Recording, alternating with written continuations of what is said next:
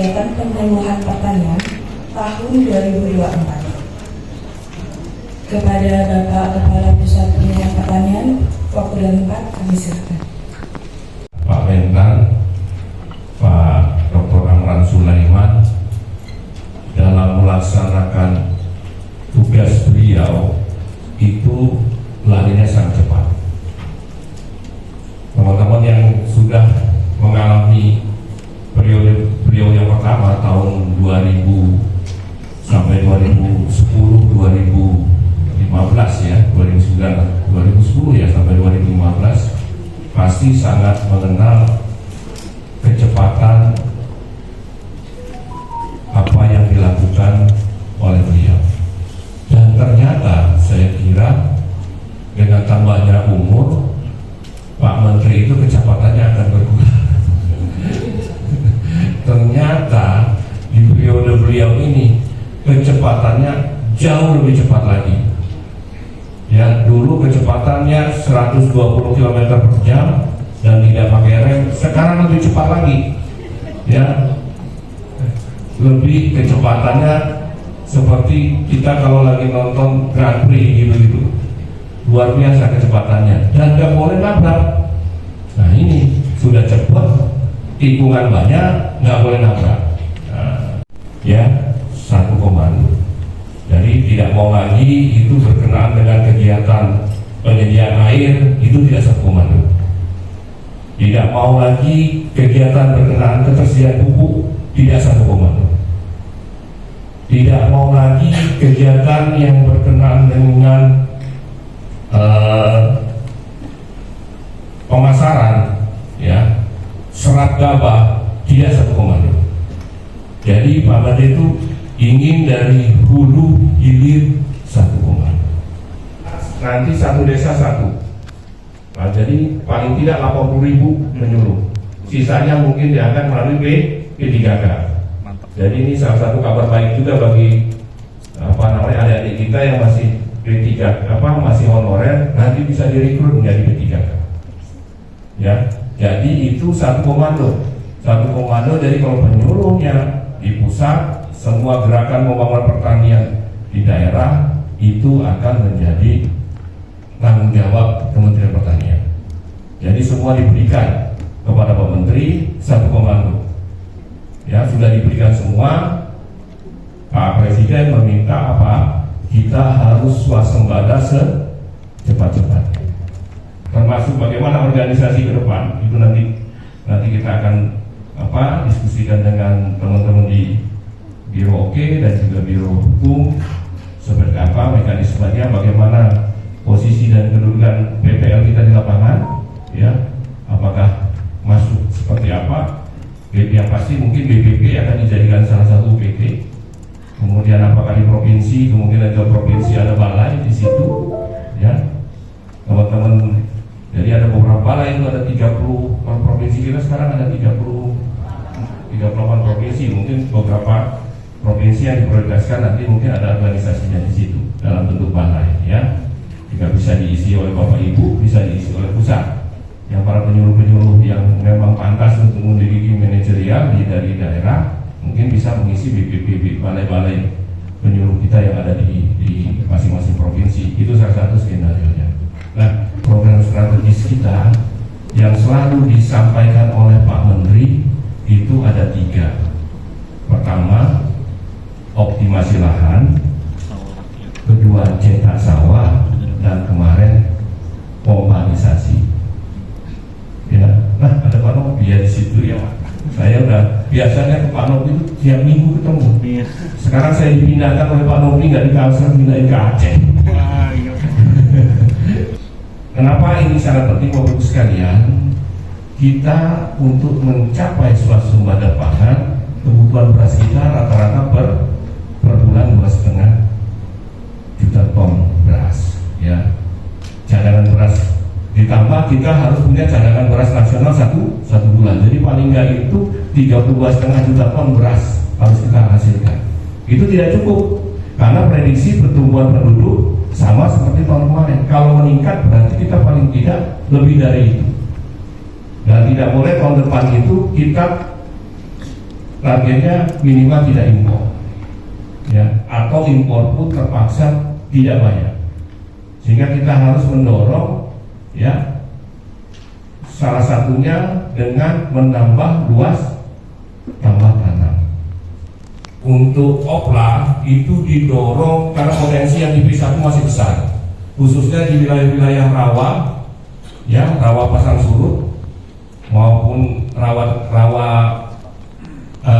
di Tegalan, rawa tengah. Itu kita harapkan umumnya masih menggunakan seperti di Lasel, ya, Pak Novi masih menggunakan varietas lokal yang berumur 6 bulan. Itu didorong mereka menggunakan varietas lokal tapi yang pinjah ada, kemudian bisa meningkat IP-nya, kemudian tanami lagi melalui varietas genjang lokal ataupun varietas unggul, ya, varietas unggul. Itu yang kita harapkan karena tidak ada pilihan lain. Jangan sampai opla itu tidak meningkatkan IP, Bapak Ibu sekalian. Nah, para penyuluh mohon mengawal itu, para penyuluh yang ada baik di level kabupaten maupun yang ada di kecamatan. Teman-teman di dinas juga ada kan para penyuluhnya. Kemudian teman-teman yang khususnya di kecamatan, mohon teman-teman yang membidangi penyuluhan untuk mendorong itu. Kalau opla tidak meningkatkan IP, berarti oplanya gagal. Nah, itu yang perlu teman-teman para penyuluh untuk mendorong itu supaya terjadi peningkatan IP. Dan yang paling mudah sebenarnya Bapak Ibu sekalian, tapi sulit dilaksanakan, bagaimana tadi saya sampaikan, mendorong melakukan rekayasa sosial. Karena saya waktu di Kalimantan Selatan itu di Kabupaten Tanah Laut, ternyata dengan rekayasa sosial, dengan mendorong para petani yang biasanya menggunakan varietas lokal, didorong menggunakan varietas genjah lokal, itu mereka mau berpindah karena apa rasanya, teksturnya, ternyata yang genjah lokal itu hampir sama dengan yang lokal, tapi harganya pun juga tidak begitu berbeda. Dengan didorong itu ternyata tanah laut yang biasanya IP yang udah 1,5 meningkat 2, sekarang menuju ke 3. Alhamdulillah Kalimantan Selatan kelihatannya produksinya ataupun produktivitasnya tahun ini akan lebih meningkat dibanding tahun 2023. Nah, itu program Brigade Pangan ini merupakan salah satu program strategis yang dideklar oleh Pak Menteri. Ya, ini saya sampaikan, ini program Brigade Pangan ini salah satu program yang luar biasa ataupun yang jenius dari Pak Menteri. Karena apa? 3 komponen yang menjadi permasalahan ini diselesaikan pada satu kegiatan. Kenapa? Pertama, Brigade Pangan ini adalah jawaban modernisasi pertanian. Kita tidak mungkin meningkat produktivitasnya selama ini, ya, tidak mungkin meningkatkan pendapatan para petani kita, tidak mungkin meningkatkan efisiensi sistem usaha tani kita kalau tidak ada modernisasi, tidak ada mekanisasi masuk di situ. Jadi poin 1 masuk di Brigade Pangan. Kita modernisasi, itulah jawaban melalui Brigade Pangan. Kemudian poin yang kedua, kita menginginkan anak-anak muda tertarik di bidang pertanian. Kita selama ini omong-omong saja, yuk orang kerja di bidang pertanian, ayo petani muda, ayo kerja di pertanian. Tapi apa? Konkretnya apa yang dilakukan? Kegiatannya apa? Intervensi apa yang bisa dilakukan? Nah, oleh karena itulah dengan program Brigade Pangan ini kita dorong anak-anak muda untuk mau bekerja di bidang pertanian. Melalui apa? Tentu saja kita kawal. Para penyuluh mengawal itu, mendampingi itu, dan kita penyuluh harus tahu konsep Brigade Pangan ini sendiri.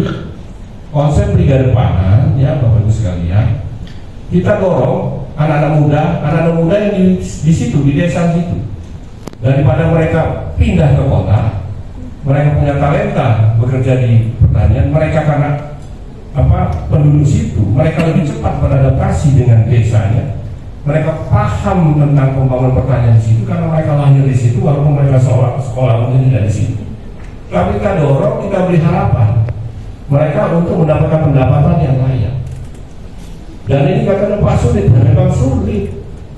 Sesuatu untuk membuat perubahan masih sulit. Kalau tidak sulit dia udah swapti terus tuh. Pekerjaan tambah lagi dan lain-lain dan lain-lain dan lain-lain. BOP-nya tidak nambah dan lain-lain dan lain-lain dan lain-lain. Kenapa? Kenapa harus seperti itu? Ya, kami paham bahwa penyuluh ini memang banyak sekali pekerjaannya. Tapi tentu saja apabila memang ada arahan dari pimpinan, ya kita harus bisa menstrategikan. Ya, kalau Pak Ampran itu ya fokus pada satu apa yang dituju, beberapa hal yang kira-kira kurang mendukung, ya nanti dulu seperti itu.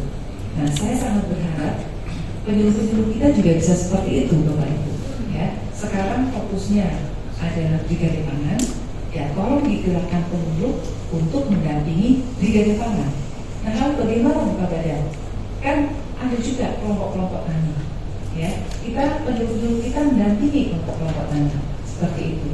Bukan berarti bahwa kelompok tani kemudian tidak didampingi lagi dan Bapak Ibu penyuluh mendampingi dari mana, tidak. Namun tentu saja karena prioritasnya sekarang di garis pangan, ya kita arahkan ke sana, ya kelompok tani kita dampingi. Tapi ketika ada prioritas lain, ya tentu saja pimpinan kita sudah mempertimbangkan. Oh, kelompok tani sudah makan. Oh, kelompok tani sudah settle. Oh, kelompok tani tidak memerlukan banyak pendampingan kembali. Ya, namun perlu adanya refocusing untuk kemudian melakukan pendampingan kepada tiga pangan. Kenapa demikian? Ya, Bapak Ibu semuanya, karena ya di lahan-lahan existing LPS yang sudah ada penyuluh-penyuluh, sudah ada petani-petaninya, ya Pak Menteri merasa bahwa itu sudah oke, ya. Jadi petani itu sudah bergulir dengan sendirinya, ya. Mereka bisa bertanam 3 kali, mereka bisa bertanam 4 kali dan lain-lain dan lain-lain dan lain-lain. Sehingga dengan sentuhan sedikit saja, maka swasembada pangan melalui LPS itu bisa dicapai, ya. Karena kan tujuannya Pak Menteri, tujuan Pak Prabowo juga, Pak Presiden adalah swasembada pangan sesingkat-singkatnya, begitu ya. Sehingga fokusnya swasembada pangan.